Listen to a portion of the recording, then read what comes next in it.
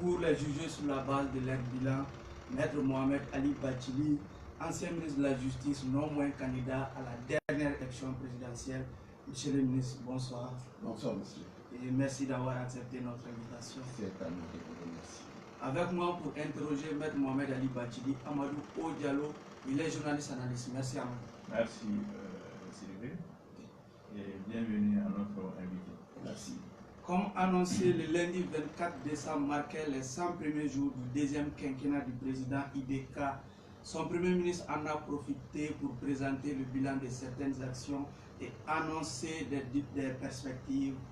Avant d'analyser et d'entrer dans le vif du sujet, Maître Mohamed Ali Bathily, voici la question d'un internaute. Est-ce que Maître Mohamed Ali Bathily est amer aujourd'hui parce qu'il a été éjecté du gouvernement sans préavis? Je ne suis pas maire du tout, moi j'avais même demandé à quitter le gouvernement. C'est M. Ibrahim Boubacar Keïta qui a insisté pour que je reste. Il m'a demandé de rester. Quand je l'ai accepté, c'était à la condition vraiment de me laisser les mains libres pour conduire une politique domaniale et foncière en même. Et quand il a accepté, j'ai dit ok, je reste. Mais sinon, le gouvernement, pour moi, c'est une mission. Et c'est des objectifs aussi qu'on s'assigne par rapport à cette mission-là. Et quand on a le sentiment qu'on est empêché d'atteindre ces objectifs, on demande à partir. Et si on vous accorde les moyens de le faire, je ne vois pas pourquoi on part. Je ne suis pas bien. Pour aborder vraiment le sujet qui est les 100 premiers jours du deuxième quinquennat du l'État, nous savons aujourd'hui qu'à votre niveau, vous n'avez pas encore acté la réélection du président IBK, mais la réalité est qu'aujourd'hui, c'est lui qui a les rênes du pouvoir. Est-ce qu'aujourd'hui, si on mettait vraiment de côté cette question, si IBK a été réélu ou pas, et demander le regard de Maître Bathily sur les 100 premiers jours de ce second quinquennat, quelle serait votre réponse? C'est une question qui me fait sourire.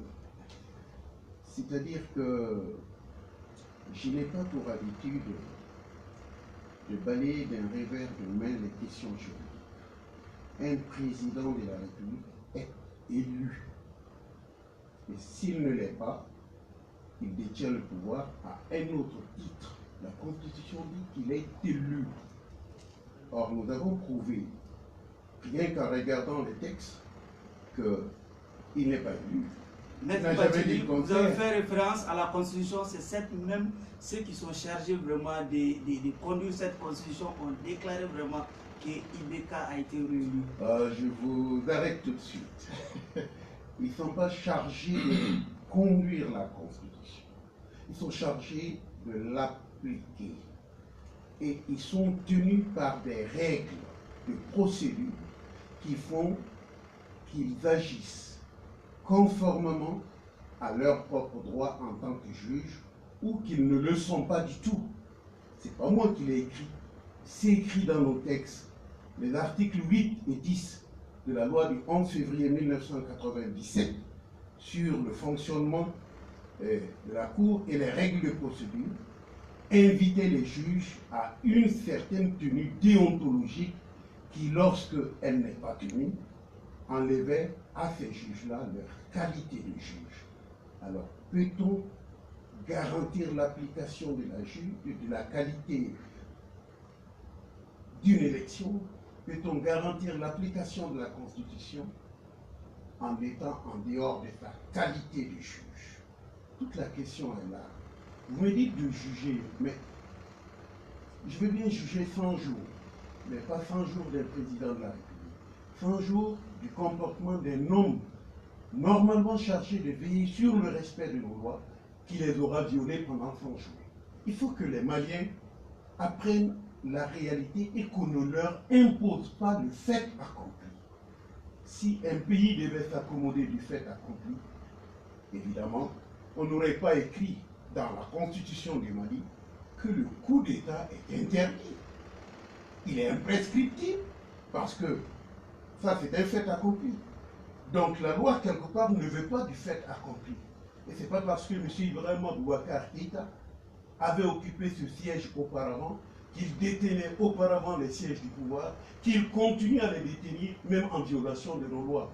Là, je regrette, je vais dans un pays civilisé, dans un pays de droit, et M. Ibrahima Boubacar Keïta le sait, il n'est pas élu conformément à notre constitution. Ok, Amadou Diallo, Oui, monsieur le ministre. Mais on peut aller sur ce que vous appelez son bilan. Oui. Bon, par rapport à cette question précise, moi je voudrais savoir, est-ce qu'en ce moment vous ne tombez pas dans un dogmatisme juridique? Ou vous pensez si bien dire, si la République n'était pas des droits, qu'est-ce qu'elle ferait? Ce n'est pas un dogmatisme. Ce n'est pas moi qui ai inventé ce dogmatisme.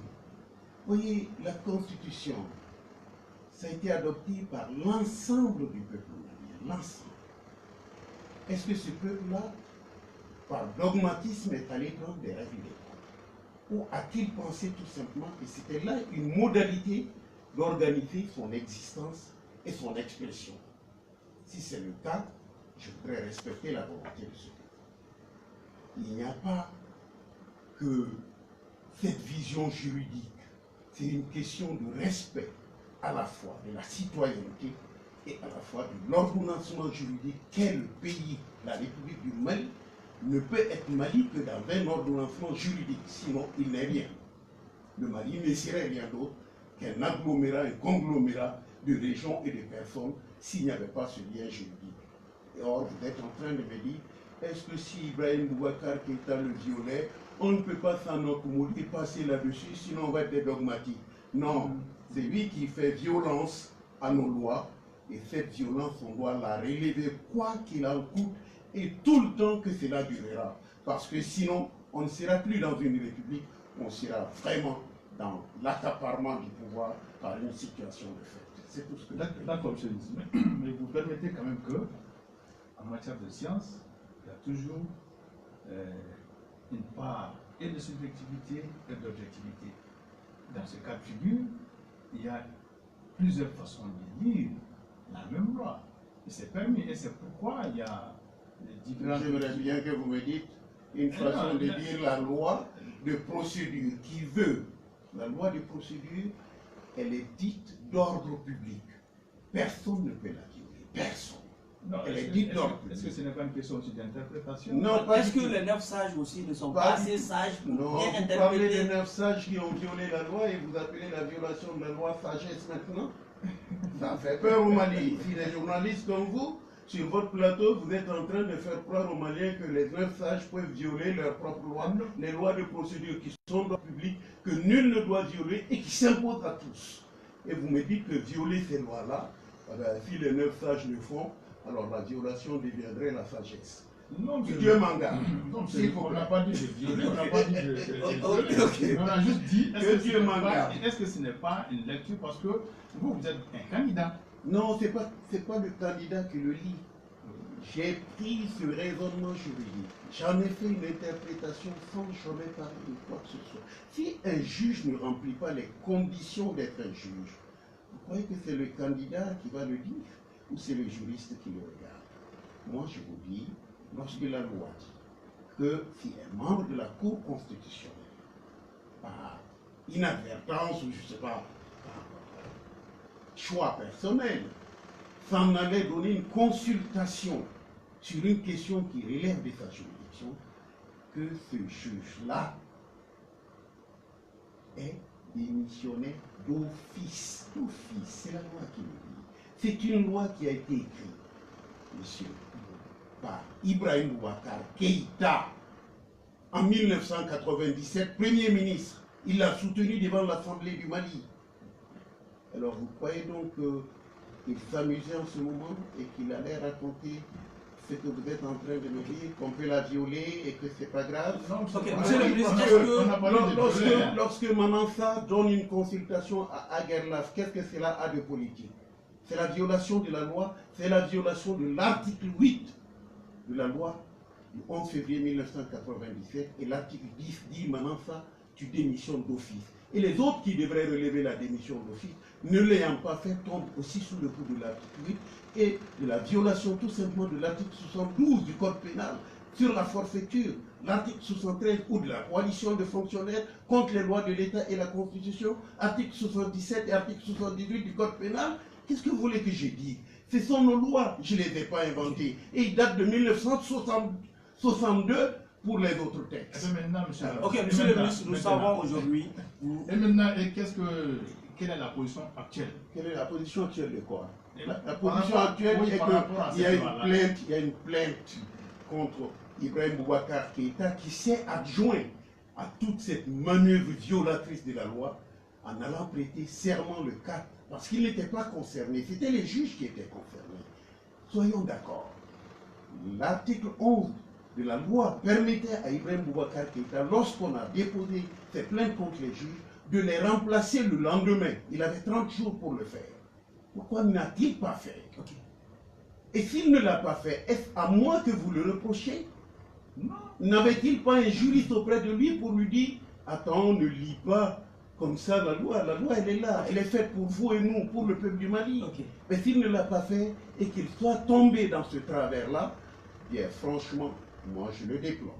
Je suis le premier à le déplorer parce que être à ce niveau de l'État et ne pas avoir un juriste pour vous dire ce qu'il faut faire à ce niveau-là, ça devient quelque part inquiétant. Monsieur le ministre, est-ce qu'il ne serait pas mieux que vous saisissez la main tendue du président de la République pour vider définitivement cette question? Vous m'avez dit qu'il a tendu la main, n'est-ce pas? Lui aussi, lui l'a dit. Mais il vous a envoyé son premier ministre. Ça, c'est une volonté d'aller à la négociation. Est-ce que vous pensez vraiment que le premier ministre vient chez Bachili, il s'en va, le président dit « je vous ai tendu la main », mais vous allez le rencontrer comment? Il a tendu sa main le 20. Ouais, vous l'avez vu, la main était alors tellement courte que moi je ne l'ai pas vue. J'en ai entendu parler, mais elle a dû être très courte et enrobée dans le boubou. Parce que qu'est-ce que c'est qu'une main tendue? Qu'est-ce que c'est qu'un appel à négocier? Vous vous adressez à la personne, vous l'appelez, vous lui donnez un rendez-vous, vous lui dites je veux vous voir pour qu'on discute. Mais aller à la télé pour dire j'ai la main tendue, vous croyez que c'est sérieux? Moi j'appelle ça là. Excusez-moi, c'est une farce. Parce que le président il connaît nos numéros, il a travaillé avec nous, il peut nous appeler. Moi on m'a accusé d'avoir été chez lui 2 fois et on a dit sur la toile qu'on m'a renvoyé 6 fois de chez lui. Alors que j'y ai pas été une seule fois. Alors, s'il parlait à la télé et que demain je vais faire toc, toc, toc, monsieur Ibeka, je vais vous voir, on va dire voilà la 7e fois que Bachili se présente chez Ibeka.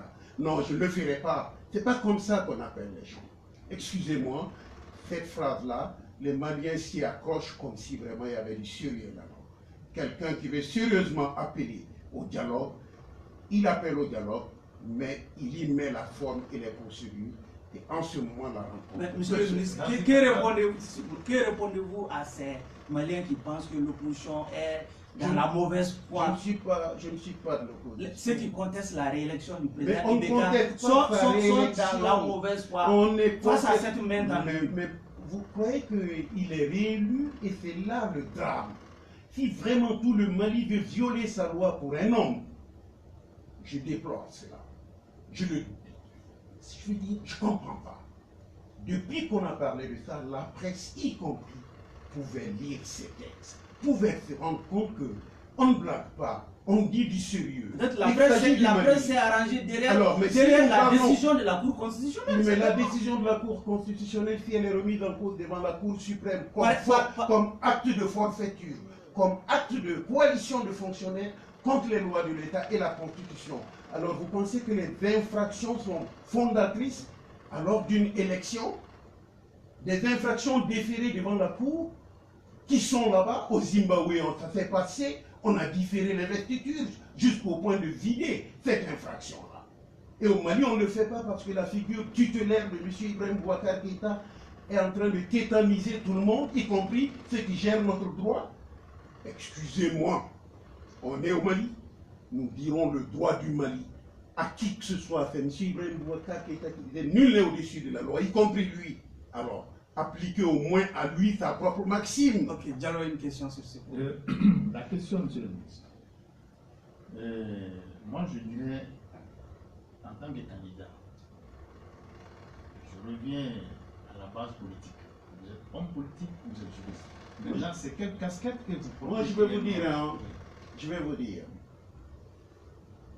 J'ai décidé en tant que citoyen de prendre la parole. Je n'ai pas de parti politique. J'ai payé de l'argent pour pouvoir prendre la parole. Briser le monopole de la classe politique sur la parole publique. C'est important. Il est temps que les Maliens comprennent que d'autres peuvent parler de ce pays si on n'est pas d'un parti politique. Vous savez, sortir d'un gouvernement sans être un politique, j'ai jamais été européen, jamais rien fondé de tel. Il y avait juste un conglomérat d'associations autour de moi. Mais j'ai décidé de prendre la parole publiquement. Le monopole de la parole publique à la classe politique, ça a duré 25 ans, 27 ans, on est dans le mur. Et je m'excuse, je ne veux pas aller dans le mur sans parler. J'ai décidé de parler et je parle à la classe politique. Est-ce que vous avez été entendu? La preuve, vous m'avez invité sur ce plateau, sinon vous me connaissiez pas. Je crois que j'ai été entendu. Mais le résultat de l'élection ne reflète pas le résultat que vous avez engagé ne reflète pas vraiment. Moi, je vais vous dire, le bureau où j'ai voté, avec ma femme et mon enfant, j'ai eu 0 voix. Donc, je n'ai pas voté pour moi-même. C'est là aussi, ça arrive dans la démocratie, sous les tropiques d'Ibeka. Pour revenir à la... Excusez-moi, moi, je trouve que il y a quelque chose, il y a quelque part une fanfaronnade dans tout cela. On vous dit qu'il y a 24 000 voix qui n'ont pas été attribuées, pourtant qui n'ont pas été annulées. Et vous osez parler de résultats crédibles? Ça existe au Mali, ça a été dit, ça n'a pas été démenti par le ministre de l'administration territoriale, et vous vous accommodez de cela. Ça ne vous choque pas quelque part que votre démocratie soit même pas capable d'attribuer des voix, et pourtant qui ont été comptées comme valables? Ah, moi, quelque part, ça me révolte. Okay. Et si vous me dites le score, eh bien le score, quelqu'un a noté les autres. Et c'est quelqu'un, il est chez Ibeka, c'est Ag Erlas et son staff, et qui a consulté Manonsa, qui a foutu toutes les élections en l'air, et personne ne semble s'apercevoir que c'est Ag Erlas qui est à la base de tout cela. Parce que c'est lui qui a fait la consultation interdite par la loi.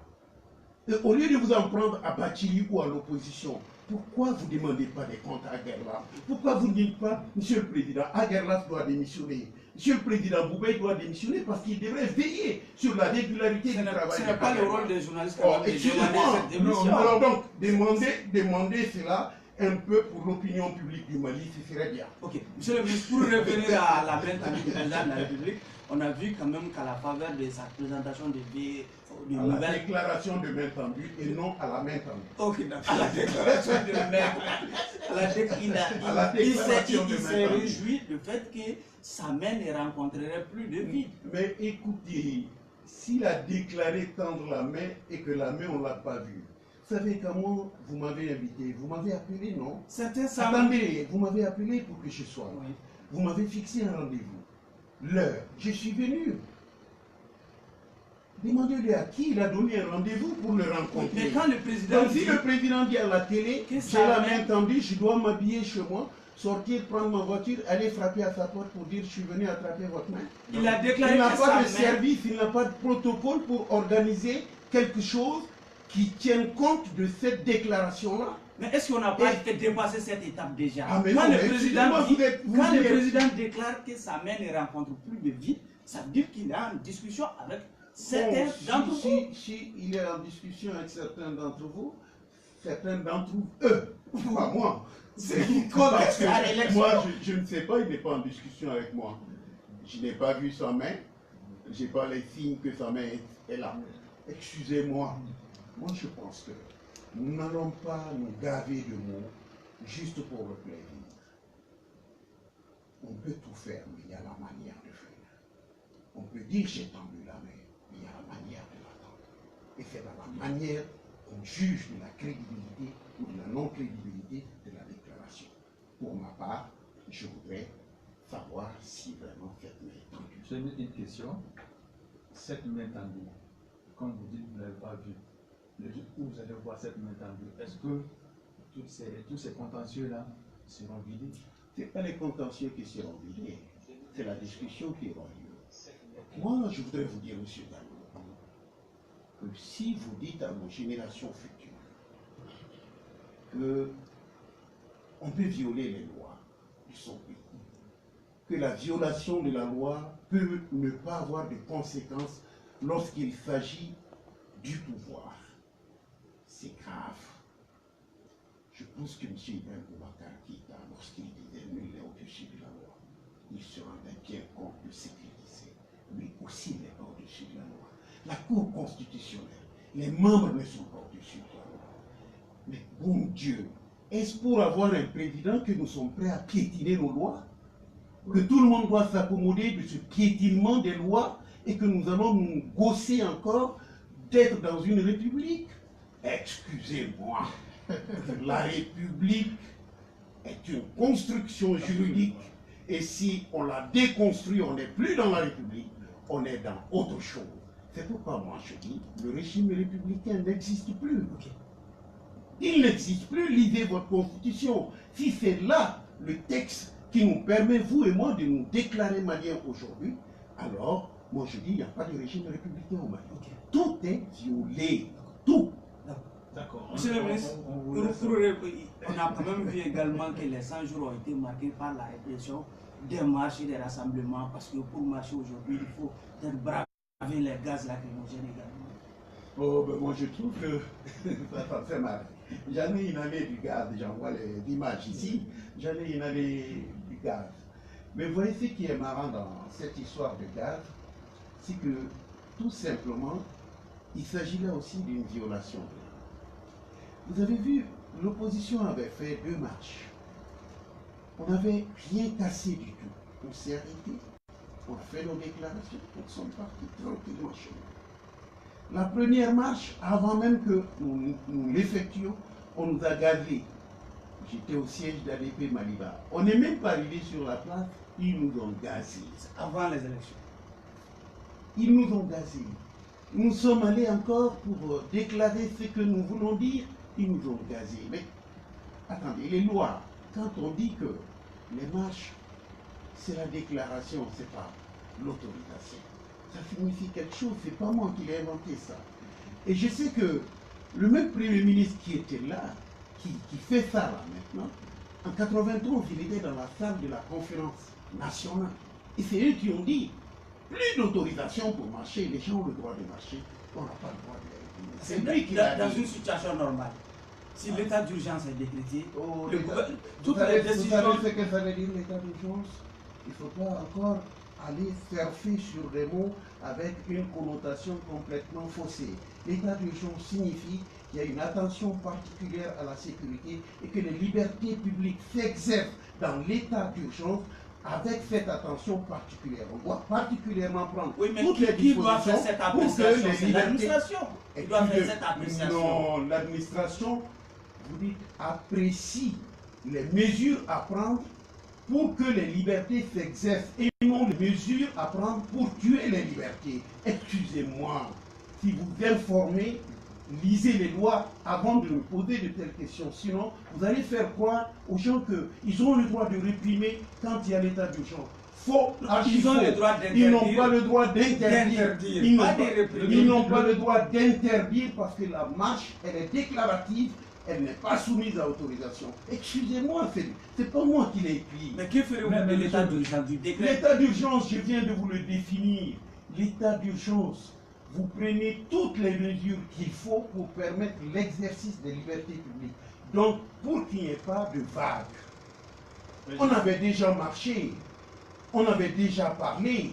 Attendez, est-ce que l'état d'urgence a empêché que les stades se remplissent? Peut-être cette fois-ci, alors, est-ce que regrouper des gens pour le Maouloud et regrouper des gens pour faire de la politique? Donc si on fait de la politique, c'est ce qui est dangereux. Monsieur le ministre, c'est-à-dire par rapport à l'état d'urgence, on a ciblé des itinéraires qui sont interdits.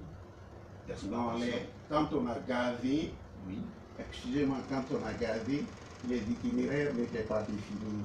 Vous êtes en train peut-être de rattraper un texte postérieur à l'action de réprimande qui a eu lieu. Ce texte ne peut rétrograder pour leur donner raison. On n'avait rien défini du tout. Donc les textes ne sont pas rétroactifs. Et je vous dis... Maintenant que c'est fait... Maintenant que c'est fait, je crois qu'il n'y a pas eu de... Il y a eu une manifestation qui a été... Il y a eu des tentatives qui ont été avortées. Il y a eu une tentative qui a été avortée, mais cette tentative, elle a été avortée. Je pense que ce n'était pas parce qu'il y a eu cet arrêté-là. C'est parce que les premiers manifestants ont buté face à la détermination de... Il n'y a pas de détermination face tout simplement à l'usage abusif de nos forces. À l'usage abusif qui a été fait de nos forces. Il faut qu'on soit clair.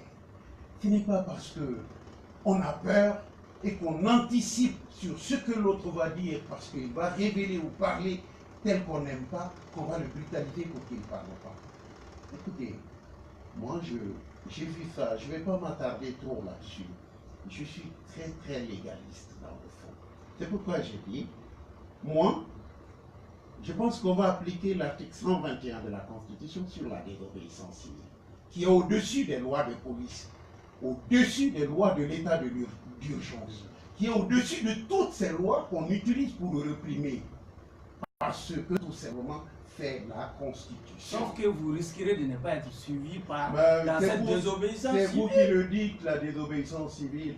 Vous voyez, c'est une goutte qui finit par faire une rivière.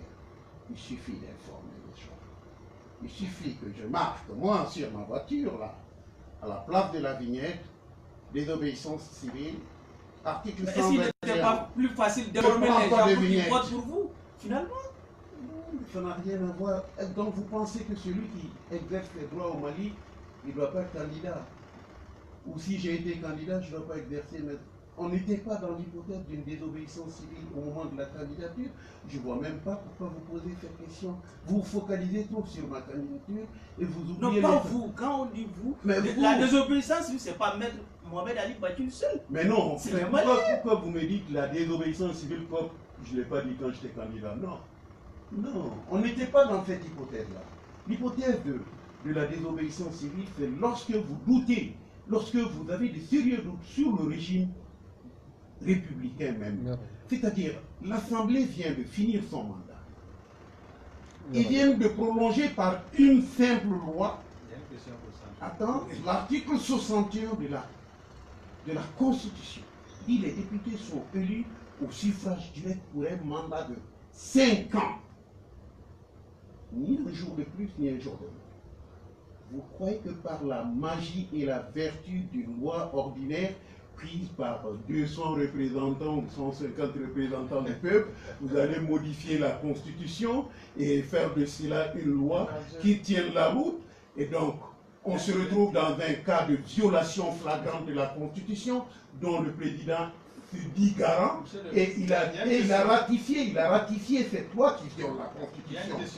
Alors, qu'est-ce que vous dites de cela? Les 100 jours du président, il faut mettre déjà là-dedans qu'il a ratifié une loi qui viole la Constitution. Ça fait partie de son bilan. D'accord, monsieur, il y a une question là-dessus.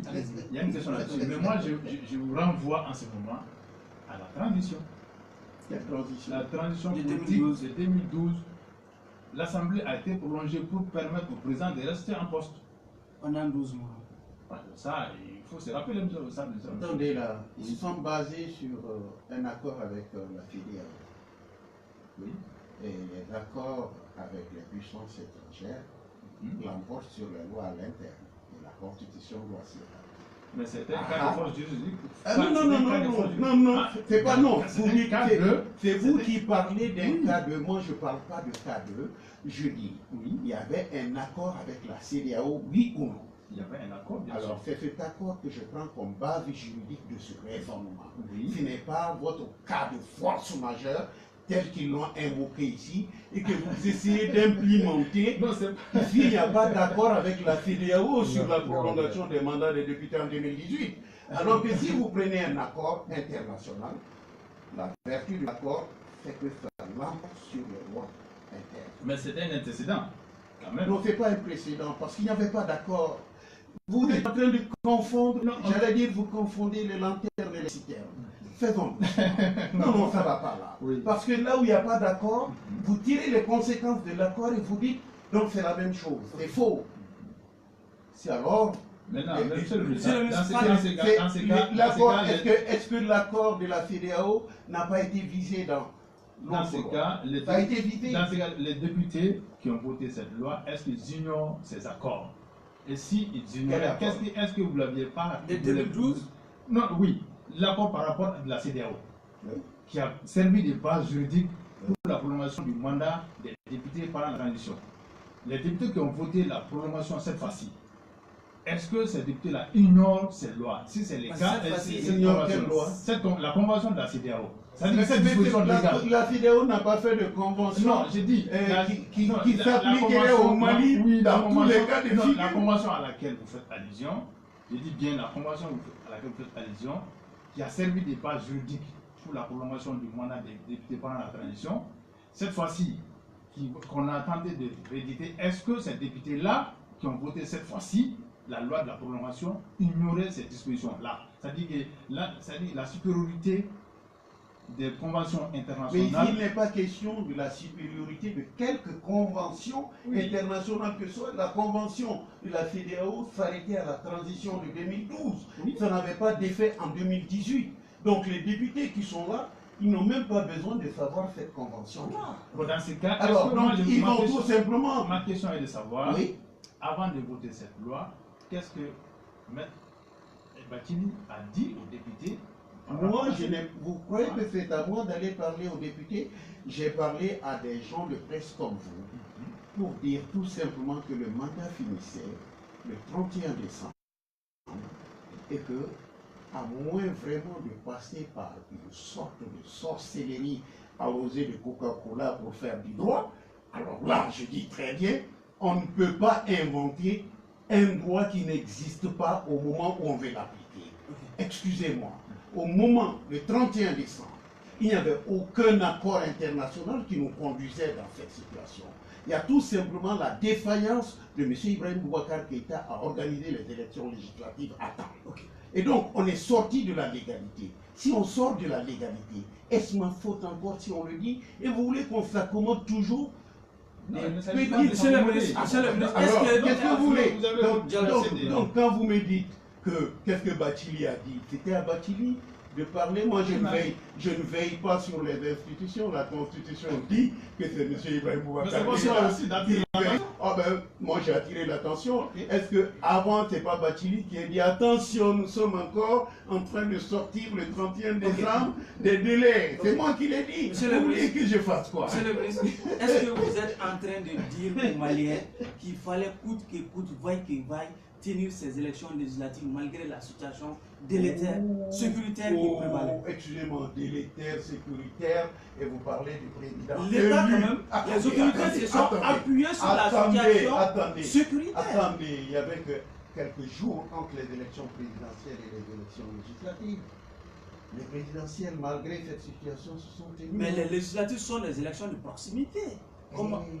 Excusez-moi, les députés, s'ils peuvent aller voter chez eux, qui votent. Il y a eu des cas où on a reporté, il y a eu des élections partielles. Mais le principe aurait dû être maintenu. C'est tout. Et moi, je vais vous dire, très simplement, c'est des techniques juridiques. Il va me dire qu'il y a une obsession là-bas. Mais on ne peut pas prendre une loi pour modifier le délai de la Constitution. C'est dangereux. Par contre, vous pouviez, par un décret, prolonger ces choses-là. Et le décret se rapportant à la difficulté d'organisation. Il ne touche pas la loi. C'est un acte réglementaire. Mais en prenant la loi et en disant qu'on augmente le mandat, c'est là l'erreur. Sinon, si vous prenez le décret pour dire je repousse les élections législatives dans 6 mois, on l'a fait pour les municipales. Le délai des maires, c'est connu. On l'a prolongé par 2 ou 3 décrets.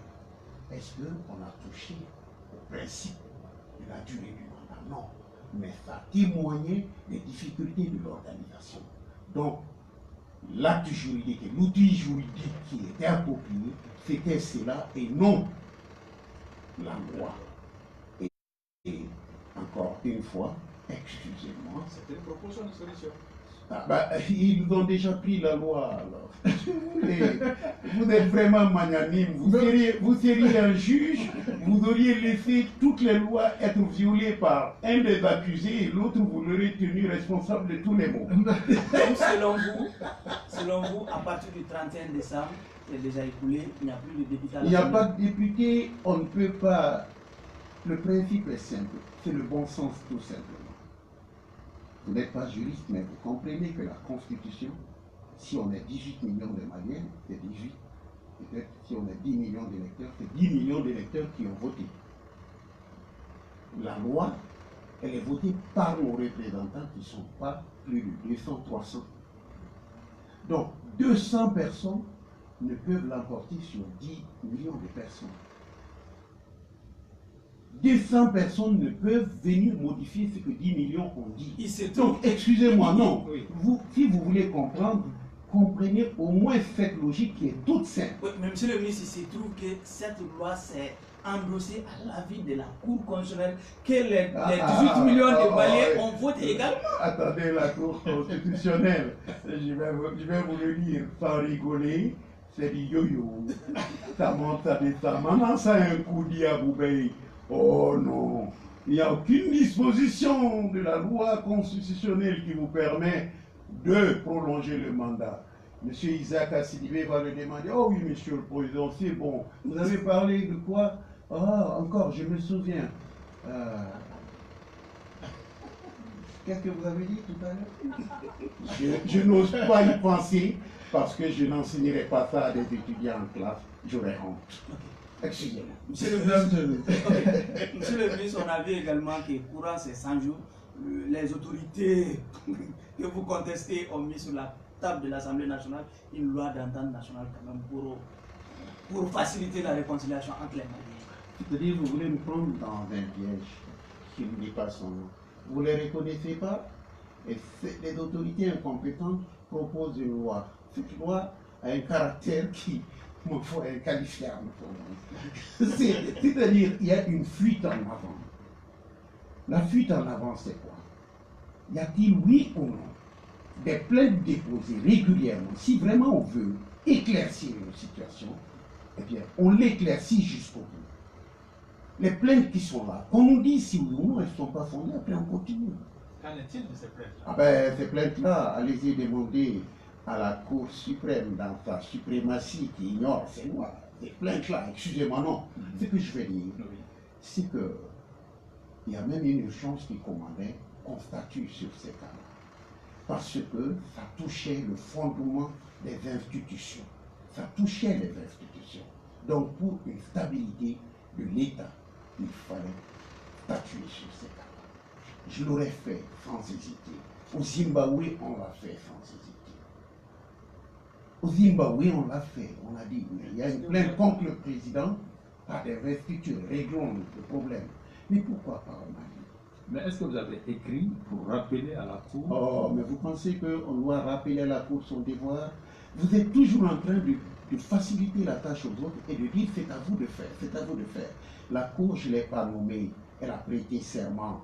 Son serment, on lui en a donné acte. Et l'acte, c'était de dire le droit lorsqu'elle est saisie. Elle est saisie, on n'a pas la rappelé à son devoir. Tous les jours, elle condamne des pauvres hères, des misérables si elle le veut. Elle les met en prison, elle fait tout ce qu'elle veut, elle les dépouille de leurs biens. On n'a pas besoin de lui rappeler ça. Et là, il s'agit du président de la République. Mon Dieu, il faut leur acheter les manteaux parce qu'ils ont froid. Monsieur le ministre, vous ne reconnaissez pas IBK et son gouvernement, malgré tout, il y a cette loi d'entente nationale qui est sur la table de l'Assemblée nationale. Quel est le regard du écoutez, est-ce que vous pensez, moi je pense que qui fait déjà polémique, qui utilise les Maliens. Excusez-moi, l'entente nationale, comme le mot national le dit, ce n'est pas juridique. Une loi ne peut pas créer l'entente. Je m'excuse. Je pense qu'il y a tous les outils à la fois sociaux, économiques, politiques, qu'il faut utiliser pour arriver à l'entente.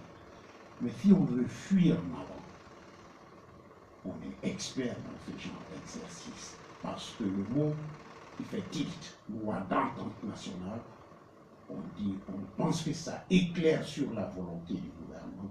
Moi, je pense que plutôt, ça stigmatise son incapacité à faire de l'entente dans ce pays. Est-ce que ce pays, avant toutes ces situations, a eu besoin d'une loi pour s'entendre? C'est que les choses fonctionnaient avec d'autres ressorts.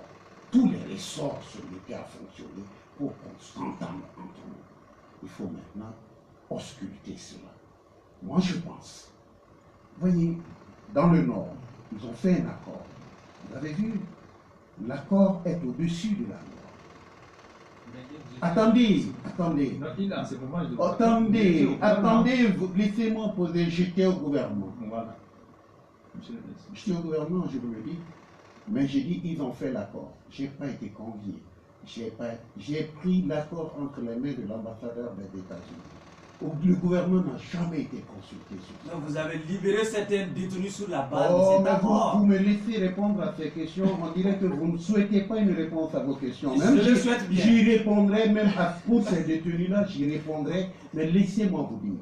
L'accord, est-ce qu'il a pu permettre de résoudre le problème dans le Nord? Non. Est-ce que la loi va permettre de résoudre le problème? Si la loi pouvait, on aurait dû se fonder sur ce que l'accord a permis de faire. Au moins, on aurait eu un précédent. Mais on voit que ça, il y a un problème, tout le monde le reconnaît et on va créer une loi d'entente. Excusez-moi, je trouve qu'il y a comme une sorte de volonté délibérée de noyer le poisson. Je pense que les ressorts qu'il faudrait rechercher, même y compris au Nord, c'est de voir quel type de dialogue préconiser. Le dialogue politique, le dialogue juridique, le dialogue social, le tout de façon transparente. Il ne s'agit pas d'inviter quelques-uns chaque fois à venir rencontrer quelques gens du Sud, du haut placé. On les reçoit, on fait un méchoui, on mange, on échange, et après on bourre des valises d'argent, on leur donne. Excusez-moi, c'est pas ça la paix.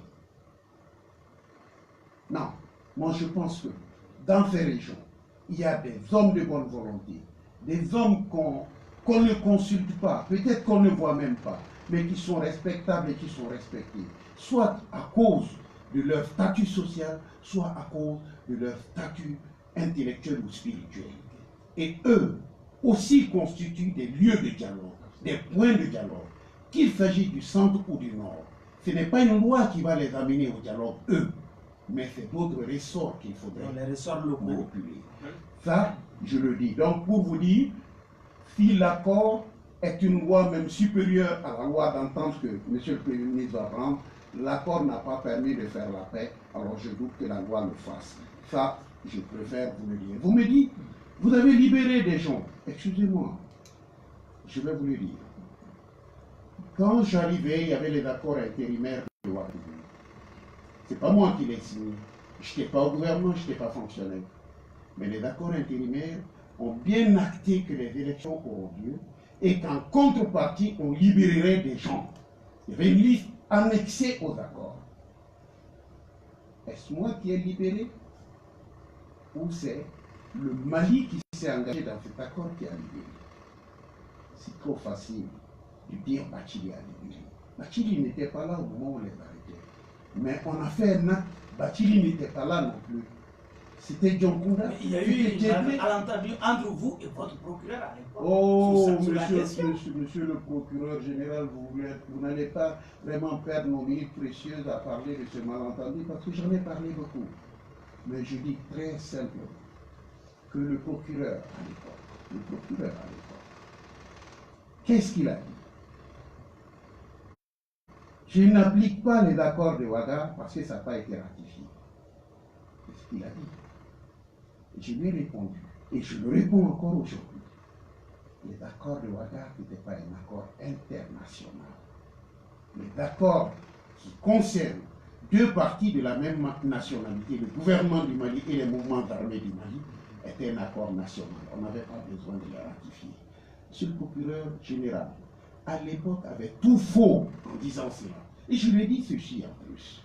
Et je le répète, je ne me dédie pas. Je dis, monsieur le procureur général. Il s'agit bien de Daniel Tessougué, si vous le nommez, je le nomme. Je lui ai dit, monsieur Daniel Tessougué, s'il y a un accord qui aurait dû être ratifié, c'était l'accord passé avec la CEDEAO. Tiens, on en a parlé tout à l'heure. n'est-ce pas? Cet accord n'a jamais été ratifié par le Parlement du Mali. Et pourtant, ça a permis d'installer Cheikh Modibo Diarra, Premier ministre plein pouvoir, John Kounda, président intérimaire. On a nommé un gouvernement qui a pris des ministres, et ce sont ces ministres qui ont nommé Daniel. Alors, si ce n'était pas applicable, Daniel n'était pas procureur général du Mali, ses mandats n'étaient pas fondés, et il y a presque une usurpation de fonction dans ces cas. Parlons droit, hein. Si vous voulez qu'on parle droit, je vous édifie, mais ce n'est pas ça le but. Le but, c'est de dire que, à l'époque, si on les a libérés, ce n'est pas parce que Bathily voulait qu'on libère qui que ce soit. C'est parce que le Mali s'était engagé à le faire pour que les élections aient lieu et que les négociations se poursuivent à Alger. C'est ça. Le Mali s'est engagé, on a respecté les engagements du Mali, et je ne vois pas pourquoi les Maliens s'en plaidraient. Ou les Maliens seraient-ils alors des dupes qui diraient au mouvement armé, vous avez accepté qu'on fasse les élections et nous refusons notre part de responsabilité, on ne vous libère pas. Je crois qu'un État, sa crédibilité vaut mieux que ça. Monsieur le ministre, est-ce que, en libérant ces hommes-là, est-ce que ça a servi à quelque chose en son temps? Ils ont dit qu'ils devraient aller négocier à Alger. Ils ont été négocier à Alger, donc je pense que ça a servi à ça. Ils ont dit, si vous ne les libérez pas, nous n'allons pas à Alger. S'ils ont été à Alger, ils ont été à Alger. Maintenant, que l'accord ne s'applique pas, ça fait autre chose. Ça n'a rien à voir avec leur libération. L'accord s'applique. Vous avez l'air de dire que ça n'a servi à rien. Et si ça n'a servi à rien, ça veut dire que l'accord ne s'applique pas. Et en même temps, vous me dites, non, l'accord s'applique, hein, c'est ce qu'on dit. Non, mais vous n'endossez pas la responsabilité de votre question. Je vous dis, est-ce que ça a servi à quelque chose? Ben moi j'ai dit, ils ont été à Alger, ça a servi à ça. Ok, ça c'est déjà une réponse. Monsieur le ministre, nous avons vu également que le président que nous reconnaissons a annoncé la relance du processus de révision constitutionnelle. Est-ce que vous allez prendre part à ce débat? Ou s'il y a un débat, encore que moi je pense que... Qui a annoncé un processus inclusif, cette s'il y a un débat, si je trouve ma place dans le débat, je vais vous dire la constitution de 92, je la connais, hein. Parce que franchement, je peux dire, je le dis, je le revendique, il y a des témoins. J'ai rédigé vraiment une partie de ça. J'ai rédigé. Et je peux dire... Un acteur important, oui. Donc, le débat constitutionnel, les idées constitutionnelles, comme avancer là-dedans, j'en sais pas. Pourquoi en 2017 vous étiez en retrait par rapport à ce débat? Une seule conférence de presse à Lille? Ou en 2017, je n'ai pas été en retrait. Moi, j'ai été à l'Assemblée. Comme par hasard, j'avais une loi sur les constructions illégales et je suis allé le jour qui était programmé. Mais on m'a dit, il y a eu un retard, c'est aujourd'hui le débat constitutionnel, j'ai trouvé Kassoum Tako, le ministre Kassoum Tako. Et j'ai vu qu'on lui posait beaucoup de questions et j'ai essayé de m'aider en tant que collègue. Et je suis resté finalement de 9h du matin à 22h30. J'ai discuté réellement de la révision constitutionnelle. Et j'ai été voir le président. Je lui ai dit, Monsieur le Président, votre projet de révision constitutionnelle est complètement dévoyé par l'Assemblée. Et si le projet que l'Assemblée est en train de prendre passe, il y aura un soulèvement. Vous savez, lorsque l'Assemblée va jusqu'à écrire qu'il n'y a pas de loi qui tienne lorsque une juridiction décide, quelle que soit sa décision, c'est ce qui s'applique. On est carrément dans les solutions rejetées par les constitutions de 1793, la deuxième constitution en France. Je l'ai dit au président, je dis, mais imaginez des gens qui vont lire des aberrations comme ça dans notre constitution. On va vous poser la question partout, Monsieur le Président, est-ce que les députés maliens marcheraient sur la tête? Non, excusez-moi. Monsieur le ministre, s'il vous plaît, ce que je vais vous dire, est-ce à dire que physiquement vous étiez par solidarité avec le gouvernement, mais l'esprit avec les protestataires, ceux qui protestaient contre ce projet. Moi, je crois que vous n'avez même pas compris votre propre question. J'ai été dire au président, c'est pas bon le texte. Le président, il m'a dit, je vais les appeler, je vais voir. Moi, je n'étais pas là au Mali. Quand Antéambana a commencé, je n'étais pas là. Ça n'a même pas commencé quand j'étais là. Je suis arrivé après les 2 manifestations j'étais à l'extérieur. Et quand je suis arrivé, les manifestations, je les ai vues à l'extérieur, à la télé. Comment voulez-vous que je me manifeste? Quand je suis arrivé, j'ai déjà lu dans la presse pourquoi M. Bathily ne parle pas. Alors, comme si c'était M. Bathily, mais je vais répondre. Cette révision constitutionnelle a commencé quand j'étais ministre de la Justice. On l'a confié à Maître Mamadou Konaté sans jamais me consulter une seule fois. On ne m'a pas associé. Les projets sont venus, ils n'ont pas été discutés au gouvernement. C'est venu sur clé et la clé a été transmise. On nous a appelé pour dire c'est adopté et personne n'a eu la copie de la clé. L'Assemblée, c'est Isaac Sidibé qui m'a donné la copie à l'Assemblée. Quand j'étais à Pau. Vous voulez qu'on aide. Mais lorsque les questions deviennent une chasse gardée de quelques-uns, Monsieur le ministre, vous voulez qu'on fasse quoi? Ce que vous dites Vous là, voulez qu'on interfère c'est très comment? grave, On hein. vienne avec ses gros sabots pour dire je ne sais pas ce qui se passe, mais moi je vais être là-dedans. Non, je préfère qu'on m'invite. Je trouve que c'est un peu plus sérieux lorsque on constate votre existence et qu'on peut vous inviter à prendre part à un débat. C'est tout.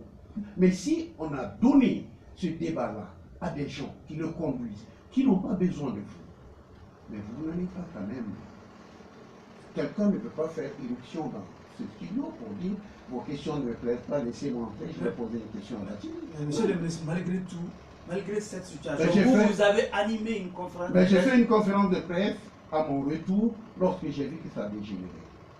Et j'ai fait cette conférence de Pour presse. peut-être persuader les Maliens à adhérer au projet. Ah non, j'ai dit pour persuader les Maliens Ce jour-là, je vous ai demandé à s'interroger sur la pertinence du projet.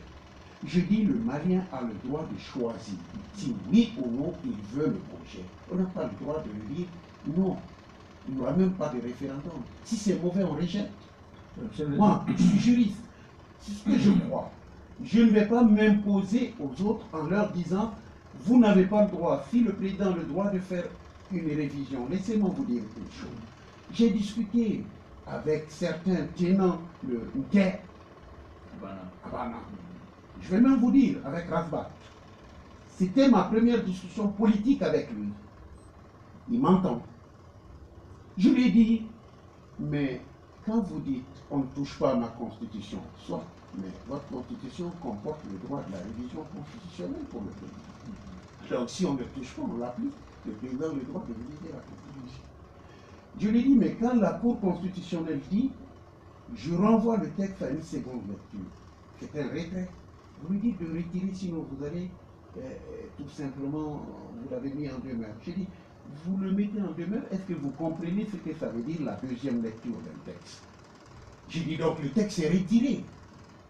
Moi j'avais compris ça. J'avais compris, donc je ne voulais pas vraiment entrer dans des querelles pour déterminer des choses qui étaient claires. Revenez un peu en arrière. Vous avez dit, vous avez touché au président de l'Assemblée par rapport au contenu du texte proposé. Est-ce que vous avez été entendu en son Non, temps? pas du tout, pas du tout. Vous savez, on m'a dit ce jour-là que le peuple voulait, il y avait un contexte irréaliste. Moi, j'allais dire, si vous avez des souvenirs de lecture, c'est comme la machine à coudre sur un billard, une table d'opération d'un chirurgien, ça fait surréaliste. Parce que vous mettez la machine à coudre d'un tailleur sur la table d'un chirurgien, c'est bizarre. Lorsque on vous dit dans une constitution, on va créer un Sénat, le président va désigner 30% des sénateurs, les 70% vont être élus, et le parti du président majoritaire participe à cette élection encore. Qu'est-ce que vous êtes en train de faire?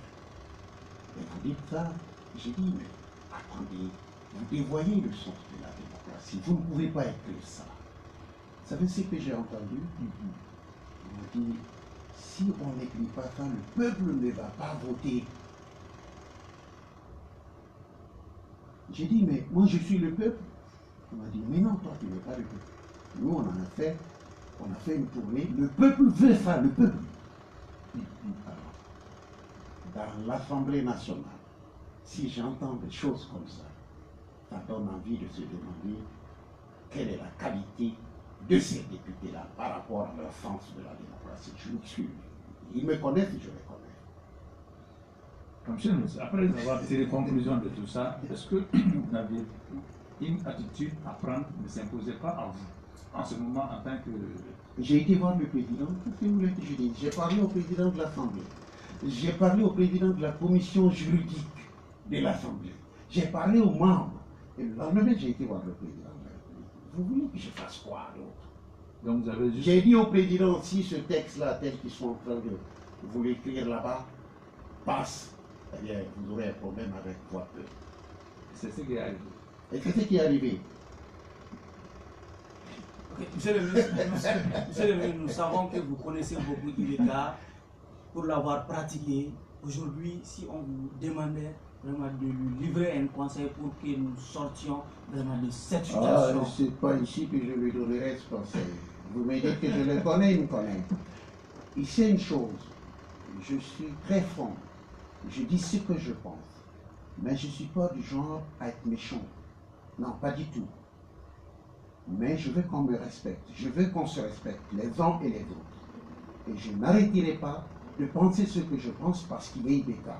Je lui dirai ce que je pense. Il me répondra, et si j'ai une réponse, je le lui ferai. C'est pourquoi quand vous me dites, il a tendu la main. Je dis, mais comment il a tendu la main? Où est-ce que j'avais le regard? Monsieur le ministre, dernière question pour vraiment clore ce débat. Aujourd'hui, on vous a vu aux côtés de l'imam Diko par rapport au combat contre l'introduction des manuels sur l'éducation sexuelle complète des enfants. Oh, ouais. Quelle était votre motivation? Oui, je vais vous dire, les Maliens, des fois, ne veulent pas reculer trop en arrière. En 2012, lors des élections, pendant la campagne où je soutenais Ibeka, j'ai décrié le fait que dans notre code pénal, on ait supprimé la loi qui réprimait l'homosexualité.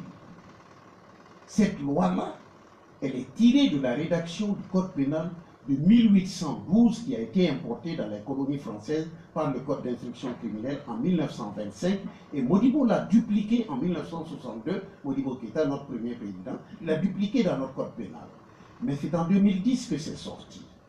Et j'ai posé la question à l'époque au candidat Modibo Sidibé. En tant que Premier ministre, j'ai dit, vous aviez votre place dans la campagne. Dites-nous pourquoi vous avez enlevé ce texte de notre arsenal pénal. C'était en 2012.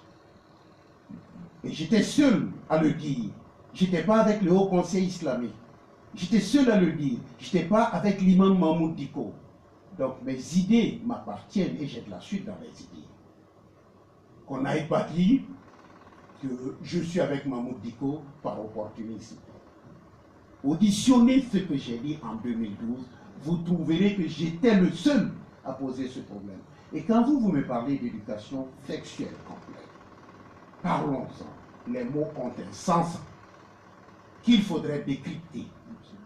L'éducation qu'on avait, le ministre l'a dit. Il nous a dit qu'on doit prendre sur l'appareil génital masculin, féminin. Que lui, il a appris ça en 1974, moi je l'ai appris en 68. Donc, beaucoup d'années avant. Ok? Oui.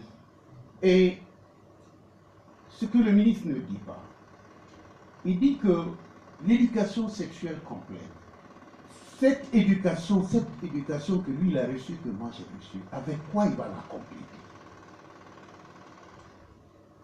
Quel est le contenu de ce complément qu'il va donner à cet enseignement?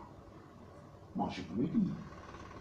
Tout cela découle de ce qu'on appelle les nouvelles générations des droits humains. Les droits sur l'orientation sexuelle. Ce n'est pas, certains vous disent, dans l'article 2 de la Constitution, on ne doit pas distinguer selon le sexe, la religion. Non, ce n'est pas la distinction selon le sexe. La distinction selon le sexe pose le problème du genre. Mais l'orientation sexuelle dans le genre est une autre question, c'est un autre débat. L'orientation sexuelle dans le genre masculin, le genre féminin et la liberté de l'orientation sexuelle dans le genre. Donc ceux-là qui veulent manipuler la Constitution à ce niveau, qu'ils abandonnent cette route, ils font fausse route. Alors, ces nouvelles orientations-là sont là. Et ces nouvelles orientations, on a préparé leur enseignement. On a préparé leur enseignement. Ça s'est fait. Il y a des écoles, il y a des cas. Quel genre de quoi, monsieur le ministre? Oh. Si vous permettez. Il m'a dit qu'on a fait à Baraoulé, mais moi j'ai demandé à mon fils qui est à Liberté, il m'a dit oui, on a parlé un peu de ça dans les plats familiales. Mais pourquoi on a fait tout ça? Parce que la loi malienne a ouvert les vannes. Elle a dit que ce n'était pas réprimé. Excusez-moi, je suis un père. J'ai interrogé mon fils. Moi. Je dis, est-ce que vous a parlé de ça? Oui. Liberté. Ah, liberté. Donc, excusez-moi, quand vous me dites que l'orientation dans le genre, c'est ce qu'il appelle l'éducation sexuelle complète, que monsieur le ministre aille vraiment dans la sémantique à la fois juridique et scolastique, il comprendra. C'est sur ce cours de Maître Bathily que prend fin ce numéro du tribunal de l'actualité, qui recevait bien entendu Maître Mohamed Ali Bathily, ancien ministre de la Justice, ancien candidat à l'élection présidentielle. Et pour l'interroger, j'avais à côté de moi Amadou Diallo, qui est journaliste analyste. Merci à vous de nous avoir suivis et au prochain numéro.